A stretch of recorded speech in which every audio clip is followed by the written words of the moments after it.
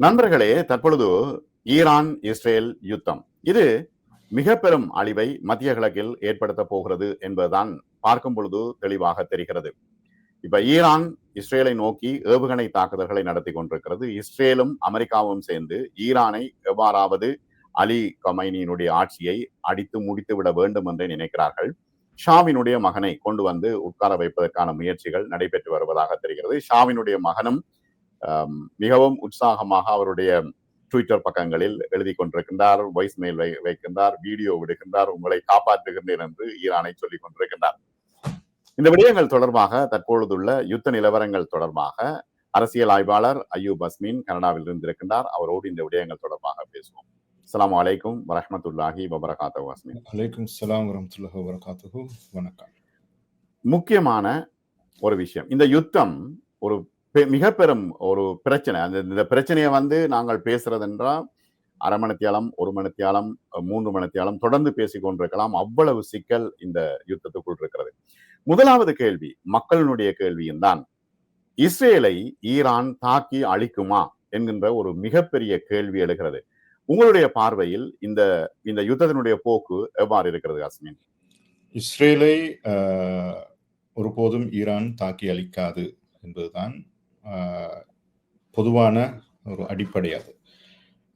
யுத்தம் என்பது ஒருவரை ஒருவர் நிர்மூலமாக்குவதற்குரிய இலக்குகள் அல்ல. ஆனால் மக்களை பொறுத்தவரையில் அவ்வாறு தான் அது சொல்லப்படுகிறது. யுத்தத்தினுடைய இலக்குகள் ஒவ்வொரு அணியும் தன்னுடைய நலனை அடைந்து கொள்வது என்கின்ற அளவில் தான் இருக்கிறது. இஸ்ரேலை பொறுத்தவரையிலே இஸ்ரேல் அல்லது அமெரிக்க கூட்டணி ஈரானிலே இருக்கின்ற யுரேனியத்தை இலக்கு வைத்திருக்கிறது. ஈரானிலே பெருமளவான சுத்த யுரேனியம் இருப்பதாக தகவல்கள் தெரிவிக்கின்றன. 20,000 டன் நேரடியாக பெறக்கூடிய யுரேனியம் இருக்கின்றது என்றும் 1,00,000 டன் என்ன சொல்வது பிரித்தெடுத்து, அதாவது பிரிசர்வ் பண்ணி எடுக்க வேண்டிய யுரேனியம் இருக்கிறது என்றும் ஆய்வுகள் வெளிப்படையாக சொல்லியிருக்கின்றன. ஈரானும் அதனை ஏற்றுக்கொண்டிருக்கிறது. தன்னிடத்திலே அவ்வளவு யுரேனிய வளம் இருக்கிறது என்பதை அது ஏற்றுக்கொண்டிருக்கிறது. அதிலே ஒரு பகுதியை ஈரான் தன்னுடைய அணு மின் உற்பத்திகளுக்காக பயன்படுத்துகிறது என்பதும் ஏற்கனவே தெரிந்த ஒரு விடயம். இந்த நிலையில் தான் இந்த யுத்தம் இப்போது உடனடியாக சூடு பிடித்திருக்கிறது. எனவே இஸ்ரேலை பயன்படுத்தி அமெரிக்கா ஈரானுக்குள் புகுந்து யுரேனியத்தை களவெடுத்துக் கொள்வது அல்லது யுரேனியத்தை கைப்பற்றுவது தான் இந்த யுத்தத்தினுடைய நோக்கமாக இருக்கிறது. எனவே அதற்கு அமெரிக்கா தன்னால் முடியுமான அனைத்து உக்திகளையும் பயன்படுத்தும். அதில் ஒரு உக்தியாகத்தான் இந்த யுத்தம் அமைந்திருக்கிறது. எனவே பொதுமக்களை பொறுத்தவரையிலே ஈரானை பொறுத்தவரையிலே ஈரான் இஸ்ரேலை தாக்குவது என்பதை விடவும் தனக்கு ஒரு பாதுகாப்பை ஏற்படுத்திக் கொள்வதற்காகத்தான் இந்த யுத்தத்திலே ஈரான் களமிறங்கி இருக்கிறது என்பதை நாங்கள் புரிந்து கொள்ள வேண்டும். எனவே 2 நாடுகளினுடைய இலக்குகளும் வித்தியாசமானது. ஈரான் தன்னை பாதுகாத்துக் கொள்வதற்காக யுத்தத்திலே களமிறங்கி இருக்கிறது. இஸ்ரேல் அமெரிக்காவினுடைய நலன்களை பெற்றுக்கொள்வதற்காக, யுரேனியத்தை கொள்ளையடிப்பதற்காக இந்த யுத்தத்திலே பங்கேற்றிருக்கின்றது. எனவே இந்த நலன்களின் அடிப்படையில் பார்க்கின்ற பொழுது ஈரானுக்கு இஸ்ரேலை தாக்கி அளிக்க வேண்டிய அல்லது இஸ்ரேலை இல்லாமல் செய்ய வேண்டிய ஒரு தேவைப்பாடு இருப்பதாக நான் உணரவில்லை. இப்ப பல தடவைகள் அங்கு போராட்டங்கள் நடைபெற்றன. ஆயத்துல்லா அலி கமைனி மத தலைவருக்கு எதிராக போராட்டங்கள் நடைபெற்றன. இந்த ஃபர்தா மற்றும் கொஞ்சம் வெஸ்டர்னைஸ் பீப்புள் அந்த போராட்டங்களை ஆதரித்தார்கள். மற்றது திடீரென்று பிடித்து கொண்டு போகின்ற விஷயங்கள் இருக்கின்றன, காணாமல் போகின்ற விஷயங்கள் இருக்கின்றன, மரண தண்டனை கொடுக்கின்ற விஷயங்கள் அங்கு அதிகமாக இருந்தன, தற்பொழுதும் இருக்கின்றன. இந்த சூழ்நிலையில் கிட்டத்தட்ட 50% மக்கள் ஆயத்துல்லா அலி கமைனியை வெறுக்கிறார்களா? என்ன பிரச்சனை? இல்லை, அப்படி நாங்கள் எழுந்தமானமாக சொல்லிவிட முடியாது. 1979ஆம் ஆண்டு இஸ்லாமிய புரட்சி ஈரானிலே ஏற்பட்டதன் பின்பு உடனடியாக அடுத்த வருடமே ஈரானுக்கும் ஈராக்குக்கும் இடையிலான யுத்தம் தொடங்குகிறது. 1979 இஸ்லாமிய புரட்சி இடம்பெறுகின்றது. 1980ஆம் ஆண்டு செப்டம்பர் மாதத்திலே சதாம் ஹுசைனுடைய தலைமையிலே ஈரானின் மீதான தாக்குதலை மேற்கொள்ள தொடங்குகின்றது. அப்போதும் அமெரிக்கா ஈரானை தாக்கி அளிப்பதற்காக நாசகார ஆயுதங்களை ஈராக்குக்கு வழங்கினார், சதாம் ஹுசைனுக்கு வழங்கினார். எனவே அது கிட்டத்தட்ட ஒரு 8 வருடமாக நீடித்தது. அந்த 88ஆம் ஆண்டு வரை ஈராக்குக்கு இடையிலான யுத்தம் நீடித்தது. அப்போது சொல்லப்பட்ட ஒரே ஒரு விடயம் என்னவென்றால், அது இந்த இஸ்லாமிய புரட்சி என்பது ஈரானுடைய மக்களுக்கு ஒரு ஆபத்தை ஏற்படுத்தப் போகிறது, ஒரு அடிமைத்தனத்தை ஏற்படுத்தப் போகின்றது, உலகளாவிய இஸ்லாமிய புரட்சிக்கு அது வித்திடுகின்றது போன்ற கருத்துக்களைத்தான் சதாம் ஹுசேன் அப்போது ஈராக்கின் மீதான தாக்குதலுக்கு தன்னுடைய நியாயப்பாடுகளாக சொல்லியிருந்தார். கிட்டத்தட்ட 1 மில்லியன் மக்கள் 2 பக்கத்திலும் இருந்து கொலை செய்யப்பட்டிருக்கின்றார்கள் இந்த யுத்தத்தினால், 8 வருட யுத்தத்தினால். பிறகு ஐக்கிய நாடுகள் சபை உள்நுழைந்து இந்த 2 பேருக்கும் இடையிலான ஒரு சமாதான உடன்படிக்கையை மேற்கொள்கின்றது. அதற்கு பிறகு நீங்கள் பார்த்தால் தெரியும், 1990ஆம் ஆண்டு ஈராக் குவைட்டின் மீதான ஒரு தாக்குதலை மேற்கொள்கின்றது. அதுவும் மேற்குலகத்தினுடைய ஆதரவோடு தான் குவைட்டின் மீதான அந்த தாக்குதல் மேற்கொள்ளப்படுகின்றது. எனவே அது குவைத்தில் இருக்கின்ற எண்ணெய் வளங்களை தங்களுடைய கட்டுப்பாட்டுக்குள் கொண்டு வர வேண்டும் என்கின்ற நோக்கத்திலே மேற்கொள்ளப்பட்ட ஒரு தாக்குதல். உடனடியாக குவைட் அமெரிக்காவிடம் போய் சரணடைகிறது. நாங்கள் உங்களோடு இருக்கின்றோம், நாங்கள் உங்களுடைய கோரிக்கைகள், ஒப்பந்தங்களுக்கு உடன்பட்டு செயல்படுகின்றோம், கான்ட்ராக்டுகளுக்கு உடன்பட்டு செயல்படுகின்றோம் என்று.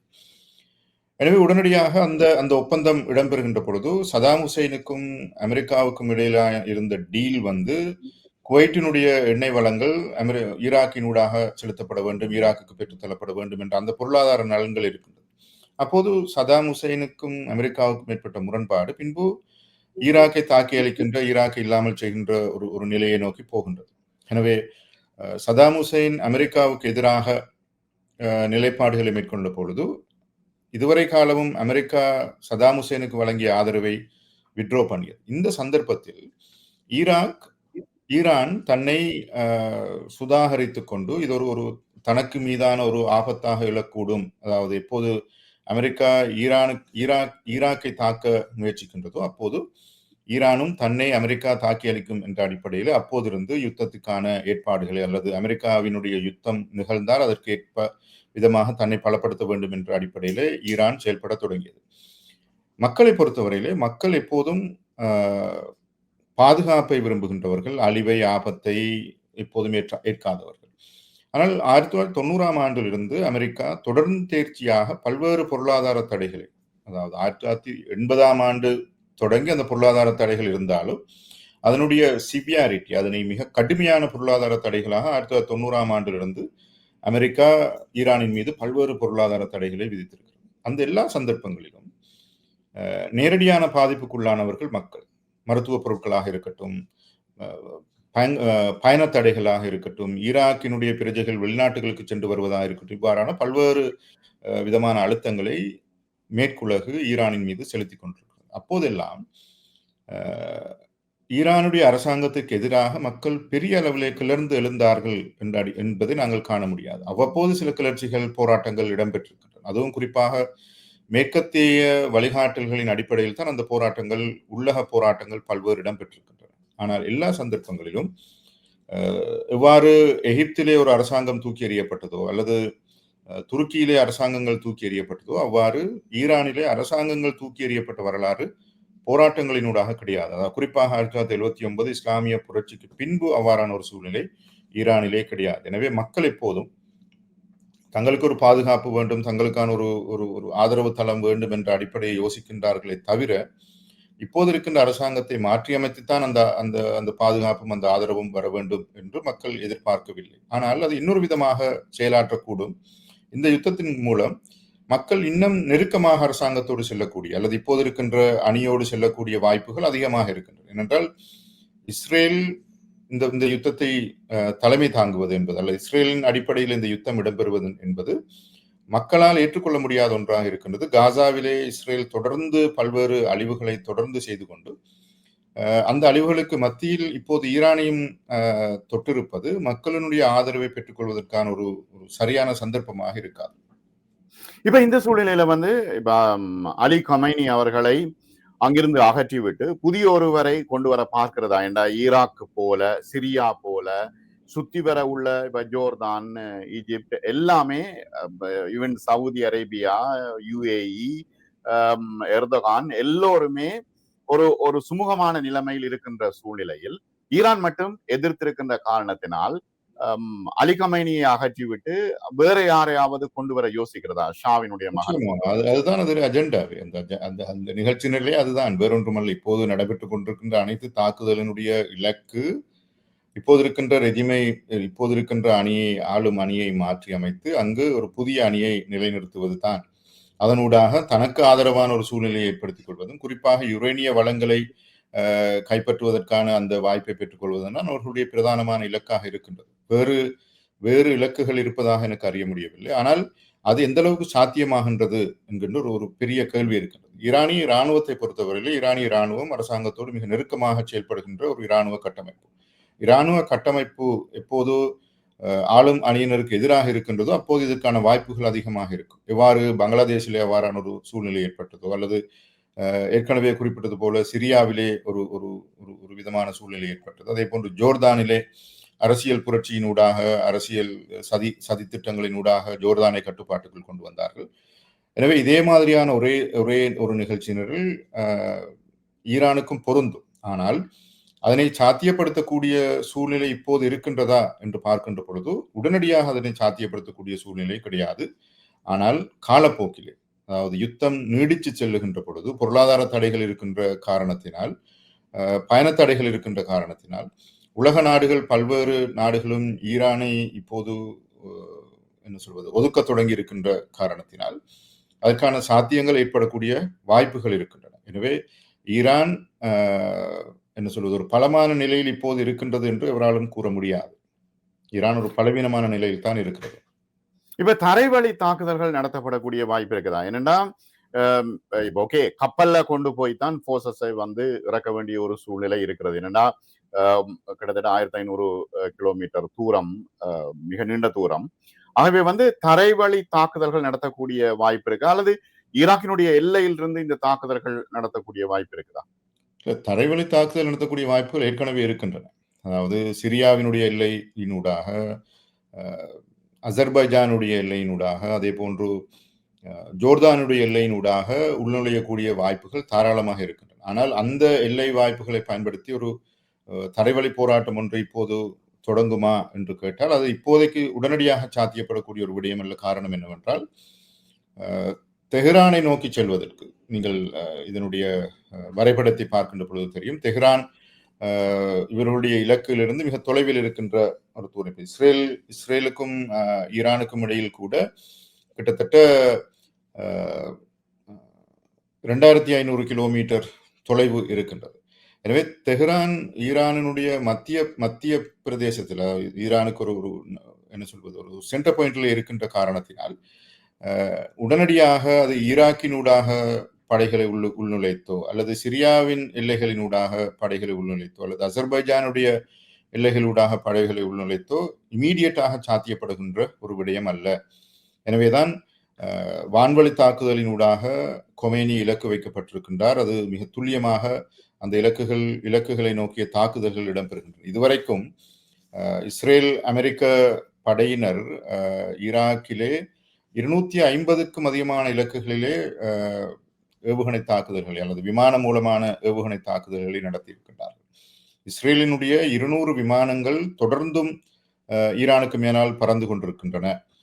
ஆனால் அவற்றுக்கு எதிராக ஈரான் தாக்குதல்களை நடத்தினாலும் கூட அவற்றில் பெரும்பாலான விமானங்கள் அந்த தாக்குதலை எதிர்கொண்டு அதிலிருந்து தப்பி தொடர்ந்தும் அந்த தாக்குதல் டிப்ளோயிலே இருக்கின்றன என்பது ஒரு முக்கியமான ஒரு விடயம். அதே போன்று அதிநவீன சக்தி வாய்ந்த 300 ஏவுகணைகள் இதுவரை ஈரானுக்குள் ஈரானுக்கு செலுத்தப்பட்டிருக்கிறது. ஈரான் ஒரு அலையாக பல்வேறு தாக்குதலை இஸ்ரேலை நோக்கி நடத்தினாலும் கூட ஈரானுக்கு இருக்கின்ற மிக பிரதானமான சவால் தன்னுடைய வான்பரப்பை பாதுகாத்துக் கொள்வதற்கான அந்த ஏர்டோம் சிஸ்டம் வந்து ஈரானுக்கு கிடையாது. சைனா அல்லது ரஷ்யா அதற்கான வளங்களை ஈரானுக்கு வழங்குமா என்று கேட்டால் அது நேரடியாக வழங்கக்கூடிய சாத்தியங்கள் கூட இப்போதைக்கு கிடையாது. எனவே ஈரான் ஒரு பலவீனமான நிலையில் தான் இன்றைக்கும் இருக்கிறது. அது இதனுடைய அர்த்தம் வந்து நாங்கள் இஸ்ரேலுடைய போராட்டத்துக்கு ஆதரவு கொடுக்கின்றோம் என்பதல்ல. ஆனால் உண்மை நிலைமை அப்படித்தான் இருக்கிறது. ஈரானை பொறுத்தவரையிலே வான்வழி தாக்குதல்களை எதிர்கொள்கின்ற அளவிற்கு, முழுமையாக எதிர்கொள்கின்ற அளவுக்கு ஈரானுக்கு ஒரு வல்லமை இருப்பதாக தெரியவில்லை. ஆனால் இஸ்ரேல் அல்லது அமெரிக்க படைத்தரப்பு சொல்கின்ற கருத்துக்கள் என்னவென்றால், நாங்கள் பொதுமக்களினுடைய தளங்களை தாக்கி அளிக்கவில்லை. சிவிலியன்களை நோக்கி, சிவிலியன்கள் எங்களுடைய இலக்குகள் அல்ல. ஈரானுடைய இராணுவ இலக்குகளும், அணு ஆயுத இலக்குகளும், மிசைல் தொழில்நுட்ப இலக்குகளும் தான் எங்களுடைய இலக்குகளாக இருக்கின்றன என்று அவர்கள் தொடர்ந்து சொல்கின்றார்கள். இந்த யுத்தத்தை பார்க்கின்ற பொழுது நத்தான்ஸ் என்கின்ற ஈரானுடைய அணு ஆயுத நகரம் பல்வேறு தாக்குதல்களை எதிர்கொண்டிருக்கிறது. பல்வேறு தாக்குதல்கள், சாதாரணமான தாக்குதல்கள் அல்ல, பல தாக்குதல்களை எதிர்கொண்டிருக்கிறது. ஒரு திறந்த யுத்தம் ஏற்படுகின்ற பொழுது அது இந்த ஆயுத இலக்குகளை தாண்டி பொதுமக்களை நேரடியாக இலக்கு வைக்கக்கூடியதாக அது மாறும். அவ்வாறு அது மாறுகின்ற பொழுது அது ஆளும் தரப்புக்கு ஒரு பெரிய நெருக்கடியை கொண்டு வந்து சேர்க்கும். உணவு விநியோகமாக இருக்கட்டும், மருத்துவ உதவிகளாக இருக்கட்டும், இவற்றை வழங்குவதிலே பொதுமக்களுக்கு இவற்றை வழங்குவதிலே அரசாங்கம் சவால்களை எதிர்நோக்கும். அந்த சவால்கள் பெரும்பாலும் அமெரிக்காவினுடைய நிகழ்ச்சி நிரலை நிறைவு செய்வதற்கு போதுமானதாக இருக்கும். அதாவது இன்னொரு ரெஜிமை உள்ளுக்கு கொண்டு வருவதற்கு அது ஒரு போதுமான ஒரு சூழ்நிலையை ஏற்படுத்தும். இவ்வாறு ஈராக்கிலிருந்து சதாம் ஹுசைனை தூக்கி அழித்துவிட்டு புதிய ஒருவரை கொண்டு வந்தார்களோ, அதே போன்று பாகிஸ்தானிலே இம்ரான்கானை பின்தள்ளி புதிய ஒருவரை கொண்டு வந்தார்களோ, பங்களாதேஷிலே இவ்வாறு அவர்கள் ஒரு அணியை கொண்டு வந்தார்களோ, சிரியாவிலே இவ்வாறு தங்களுக்கு ஏதுவான ஒரு சூழ்நிலையை ஏற்படுத்தினார்களோ, அதே போன்று இங்கும் அவ்வாறான ஒரு சூழ்நிலை ஏற்படுவதற்கான வாய்ப்புகள் அதிகமாகவே இருக்கின்றன. இப்ப அமெரிக்காவை பொறுத்தளவில் ட்ரம்ப் ஒவ்வொரு நேரம் ஒவ்வொரு கருத்தை சொல்றாரு. இப்ப எந்த விதமான நிபந்தனையும் இல்லாம அலி கமைனி அவர்கள் சரணடைய வேண்டும் என்று குறிப்பிடுகின்றார் ஒரு நாள்ல. இன்னொரு நாள் சொல்கின்றார் அவரை கொல்வது எங்களுடைய நோக்கம் அல்ல என்றார். இன்னொரு பக்கம் சொல்கின்றார் எப்படி சதாம் ஹுசைனை தூக்கிலிட்டோமோ அதே போல அலி கமைனியை தூக்கிலிட வேண்டும் என்று குறிப்பிடுகின்றார். ஆகவே அமெரிக்காவினுடைய இந்த தளம்பல் போக்கு என்ன? அடுத்தது அங்குள்ள இராணுவ தலைமையகம் என்ன நினைக்கிறது? அதாவது ட்ரம்பை பொறுத்தவரையிலே அது எல்லோருக்கும் தெரிந்த ஒரு விடயம், ஒரு கோமாளித்தனமான ஒரு ஜனாதிபதி. அவர் தன்னுடைய கருத்துகளிலே தானே முரண்படுகின்ற ஒரு போக்கை கொண்டவர். அதாவது அவரை யாராவது ஒரு சீரியஸாக எடுக்கின்றார்களா என்று கேட்டால் அவ்வாறு இல்லை. ஆனால் அமெரிக்காவினுடைய பாதுகாப்பு கட்டமைப்பு, அமெரிக்காவினுடைய வெளிவிவகார கட்டமைப்பு என்பன மிக ஸ்திரமாக இருக்கின்றன. அவை ட்ரம்பினுடைய கருத்துக்களை 100% ஏற்றுக்கொண்டு செயல்படுகின்ற சூழ்நிலையில் இல்லை என்பதை எல்லோருக்கும் தெரியும் அது. எனவே நெத்தன்யாகுவை பொறுத்தவரையில் நெத்தன்யாகுவும் தத்துணிவோடு தான் தனித்து இந்த போராட்டத்துக்குள் இறங்கவில்லை. நெத்தன்யாகுவை பொறுத்தவரையில் அமெரிக்காவினுடைய முழுமையான ஆதரவோடு தான் இந்த போராட்டத்திலே அவர் இறங்கியிருக்கின்றார், இந்த யுத்தத்திலே இறங்கியிருக்கின்றார். அமெரிக்கா மட்டுமல்ல, பிரான்ஸ் தன்னுடைய ஆதரவை தெரிவித்திருக்கின்றது. அதே போன்று பிரித்தானியா தன்னுடைய ஆதரவை தெரிவித்திருக்கின்றது, ஜெர்மனி தன்னுடைய ஆதரவை தெரிவித்திருக்கின்றது. எனவே இந்த பெரிய நாடுகளினுடைய ஆதரவோடு தான் இந்த போராட்டத்துக்குள் அவர் களமிறங்குகின்றாரே தவிர அவர் வெறுமனே ஒரு இஸ்ரேல் என்கின்ற தன்னுடைய பலத்தை மாத்திரம் நம்பிக்கொண்டு இந்த யுத்தத்துக்குள் அவர் களமிறங்கவில்லை. இதுவரைக்கும் ஈரானிலே குண்டு வீசுகின்ற விமான ஓட்டுநர்களாக இருக்கட்டும், இராணுவ சிப்பாய்களாக இருக்கட்டும், பெரும்பாலானவர்கள் அமெரிக்கர்கள் என்கின்றது எல்லோரும் அறிந்த ஒரு விடயம். எனவேதான் இது அமெரிக்காவினுடைய ப்ராக்சி வார் என்று சொல்லப்படுகின்றது, அமெரிக்காவினுடைய பினாமி யுத்தம் என்று சொல்லப்படுகின்றது. ஆக இந்த யுத்தத்திலே அமெரிக்கா, ஜெர்மன், பிரான்ஸ், பிரிட்டன் போன்ற நாடுகள் நேரடியாக களமிறங்காவிட்டாலும் இஸ்ரேலின் ஊடாக அல்லது இஸ்ரேலினுடைய லேபலின் ஊடாக இந்த போராட்டத்தில் இறங்கி இருக்கின்றார்கள் என்பதை நாங்கள் புரிந்து கொள்ள வேண்டும். மத்திய கிழக்கை நீங்கள் முழுமையாக பார்க்கின்ற பொழுது மத்திய கிழக்கில் இதுவரைக்கும் பலமாக இருக்கின்ற ஒரே ஒரு நாடு ஈரான் மட்டும்தான். சவுதி அரேபியா கூட அமெரிக்காவிடத்திலே மண்டியிட்டு விட்டது, பல்வேறு நாடுகள் மண்டியிட்டு விட்டன. துருக்கி ஒரு இரட்டை நிலைப்பாட்டை எப்போதும் பேணுகின்றது. துருக்கி இஸ்லாமிய உலகத்தை நோக்கி பேசுகின்ற பொழுது அல்லது முஸ்லிம் உலகத்தை நோக்கி பேசுகின்ற பொழுது துருக்கியினுடைய நிலைப்பாடுகள் வித்தியாசமானது, மேற்குலகை நோக்கி பேசுகின்ற பொழுது துருக்கியினுடைய நிலைப்பாடுகள் வித்தியாசமானது. அது அவர்களுடைய அரசியல். எனவே ஈரான் மாத்திரம்தான் இதுவரைக்கும் அமெரிக்காவினுடைய நிகழ்ச்சிகளுக்கு முழுமையாக தன்னை கட்டுப்படுத்தி அல்லது தன்னை உட்புகுத்தாத ஒரு நாடு என்பதை நாங்கள் எல்லோரும் அறிவோம். இந்த சந்தர்ப்பத்தில் தான் ஷியா சுன்னி போன்ற விவகாரங்கள் முஸ்லிம் சமூகத்துக்கு மத்தியிலே, குறிப்பாக இலங்கை முஸ்லிம் சமூகத்துக்கு மத்தியில் ஒரு பெரிய பேச்சு பொருளாக இருக்கின்றது. அது உண்மையில் ஒரு போலியான பிம்பமே தவிர அது அங்கே யதார்த்தமாக எதுவுமே கிடையாது. ஈரானை பொறுத்தவரையிலே ஈரான் இப்போது இருப்பது ஒரு பேராபத்தான ஒரு நிலையிலே. நான் ஏற்கனவே பல்வேறு இடங்களிலே குறிப்பிட்டிருக்கின்ற ஒரு விடயம், ஒரு மேஜிக் நடந்தால் மாத்திரம்தான் ஈரானை பாதுகாக்க முடியுமே தவிர ஒரு அற்புதம் நிகழ்ந்தால் மாத்திரம்தான் ஈரான் பாதுகாக்கப்படுமே தவிர வேறு காரணிகளால் இங்கு ஈரான் பாதுகாக்கப்படக்கூடிய சூழ்நிலை கிடையாது. ரஷ்யா தன்னை நேரடியாக இந்த போராட்டத்துக்குள் ஈடுபடுத்தாது. ஏனென்றால் ட்ரம்புக்கும் ரஷ்யாவுக்கும் இடையில இருக்கின்ற நெருக்கமான உறவுகள் எல்லோரும் அறிந்த விடயங்கள். எனவே புட்டினை பொறுத்தவரையிலே புட்டின் ஈரானுக்கு ஆதரவாக களமிறங்குவார் என்று ஒருபோதும் எதிர்பார்க்க முடியாது. சீனாவை பொறுத்தவரையிலே சீனா தன்னுடைய வர்த்தக நலன்களுக்கு பாதிப்பில்லாத வகையில் தான் இந்த போராட்டத்திலே தன்னை செலுத்துமே தவிர, தன்னுடைய ஆதரவை கொண்டு வருமே தவிர, தன்னுடைய வர்த்தக நலன்களுக்கு ஆதரவு இல்லாத ஒரு சூழலிலே அதுக்கான வாய்ப்புகள் குறைவாகவே இருக்கின்றன. சிலபோது சீனா அல்லது ரஷ்யா வடகொரியாவினூடாக இந்த போராட்டத்துக்குள் களமிறங்குவதற்கான வாய்ப்புகள் இருக்கின்றனவா என்கின்ற கோணத்திலும் இது பார்க்கப்படுகின்றது. வடகொரியாவினுடைய ஜனாதிபதி இஸ்ரேலுக்கு வழங்கி இருக்கின்ற எச்சரிக்கை என்பது ஒரு சர்வதேச ஆய்வாளர்களுக்கு மத்தியில் ஒரு முக்கியத்துவத்தோடு பார்க்கப்படுகின்ற ஒரு விடயமாக இருக்கிறது. இவ்வாறு இந்த போராட்டத்தை பொறுத்தவரையிலே என்னுடைய அவதானம் ஈரான் தனித்து விடப்பட்டிருக்கின்றது முதலாவது. இரண்டாவது, ஈரானிலே உள்ளக அதிகார மாற்றத்தை நோக்கியதற்கான முயற்சிகள் கடுமையாக இடம்பெறுகின்றன. ஈரானுடைய மக்கள் இப்போது ஈரானுடைய அரசாங்கத்தோடு நெருக்கமாக இருந்தாலும் கூட அது இந்த யுத்தம் நீடித்து செல்கின்ற பொழுது, யுத்தம் நீண்ட காலத்தை எடுத்துக்கொள்கின்ற பொழுது அதிலே மாற்றங்கள் ஏற்படுவதற்கான வாய்ப்புகள் இருக்கின்றன என்பதை காண முடியும். இப்ப இருக்கின்ற சூழ்நிலையில ஹிஸ்புல்லாவை ஒடுக்கி விட்டார்கள், ஹமாஸை கொண்டு போய் ஒதுக்கி விட்டார்கள்.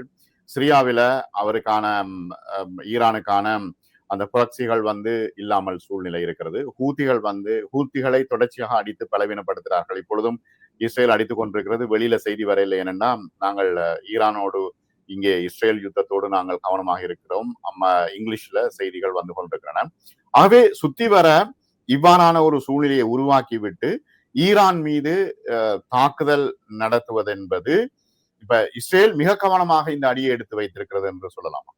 நிச்சயமா. அதாவது குறிப்பாக காசாவிலே ஒரு பெரிய இன அழிப்பு நடந்திருக்கிறது. ஒரு பெரிய மனித அவலம் நடந்திருக்கிறது. பட்டினி சாவு அந்த மக்களை துன்புறுத்தி கொண்டிருக்கின்றது. எனவே உணவு விநியோகத்தை நிறுத்திவிட்டு, அதாவது இஸ்ரேல் செய்திருக்கின்ற ஏற்கனவே ஒரு பெரிய டிஸ்ட்ரக்ஷனை செய்து முடித்து விட்டது. அக்டோபர் 7ஆம் தேதி தொடங்கி ஒரு பெரிய டிஸ்ட்ரக்ஷனை செய்திருக்கிறது. இப்போது உணவு விநியோகம், மருந்து விநியோகத்தை தடை செய்து அந்த மக்களை பட்டினியினால் கொலை செய்து கொண்டிருக்கிறது. பெரும்பாலான மக்கள் பசியினால் இறந்து போகின்றார்கள். அந்த தகவல்கள் இங்கு வருவதில்லை.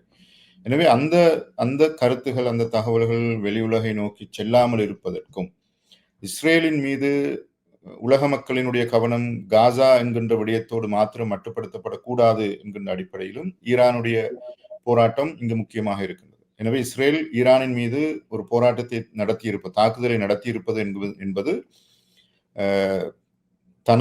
தான் காசாவிலே செய்து கொண்டிருக்கின்ற அல்லது யெமனிலே செய்து கொண்டிருக்கின்ற, சிரியாவிலே இஸ்ரேல் முன்னகர்த்துகின்ற, லெபனானிலே இஸ்ரேல் முன்னகர்த்துகின்ற பல்வேறு விவகாரங்களிலே தகவல்கள் வெளியே செல்லாமல் இருப்பதற்கு ஒரு காரணமாக இருக்க முடியும். இஸ்ரேலை பொறுத்தவரையிலே இஸ்ரேல் என்கின்ற நாடு ஒரு கிரேட் இஸ்ரேல் என்பதை நோக்கித்தானே செல்கின்றது. அந்த கிரேட் இஸ்ரேல் என்பது லெபனானை உள்ளடக்கியது, சிரியாவை உள்ளடக்கியது, ஜோர்தானை உள்ளடக்கியது, எகிப்தை உள்ளடக்கியது அந்த கிரேட்டர் இஸ்ரேல் என்பது. எனவே அந்த கிரேட்டர் இஸ்ரேலுக்கான திட்டமிடல்கள் தொடர்ந்து நடைபெற்றுக் கொண்டே இருக்கின்றன. அந்த இழப்பு தொடர்ந்து நடைபெற்றுக் கொண்டே இருக்கிறது. அந்த இழப்பிலே முஸ்லிம் உலகம் தோல்வியை தழுவும். முஸ்லிம் உலகத்தை பொறுத்தவரையிலே முஸ்லிம் உலகம் இதுவரைக்கும் என்ன சொல்வது, அதாவது அந்த எதிரியினுடைய நோக்கத்தை நிறைவேற்றுகின்ற முஸ்லிம் உலகமாக இருக்கின்றதே தவிர, எதிரியினுடைய நோக்கத்தை கண்டறிந்து அதற்கு எதிராக செயல்படுகின்ற முஸ்லிம் உலகமாக முஸ்லிம் உலகம் கிடையாது. எனவே இதிலே ஒரு பெரிய தோல்வி இருக்கின்றது. அதனை நாங்கள் முன்கூட்டியே அனுமானிக்கக்கூடியதாகவும் இருக்கின்றது. இல்ல, அது தெளிவா தெரியுது. அது நீங்க ஒன்றுமே மறைக்க தேவையில்லை. இப்ப ஒவ்வொருவரும் தன்னுடைய நலனுக்காக மட்டுமே வாழ்ந்து கொண்டிருக்கின்றார்கள். ஏன்னா எர்துகான் கூட அவர் ஒரு கடும் கண்டனத்தை தெரிவித்து விட்டு நிறுத்தி விடுவார். வேற ஒன்றுமே அவர் செய்ய மாட்டார். ஆகவே இந்த செயின், இந்த இஸ்ரேலுக்கு வழங்கப்படுகின்ற அரபு நாடுகள் ஊடாக வழங்கப்படுகின்ற இந்த செயினை கட் பண்ணினாலே எவ்வளவு பெரிய மாற்றங்கள் ஏற்படும் மிடில் ஈஸ்ட்ல. ஆகவே நீங்கள் குறிப்பிடுவது சரி. மிக நன்றி அய்யூப்.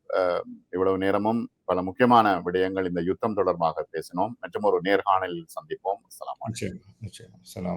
வணக்கம்.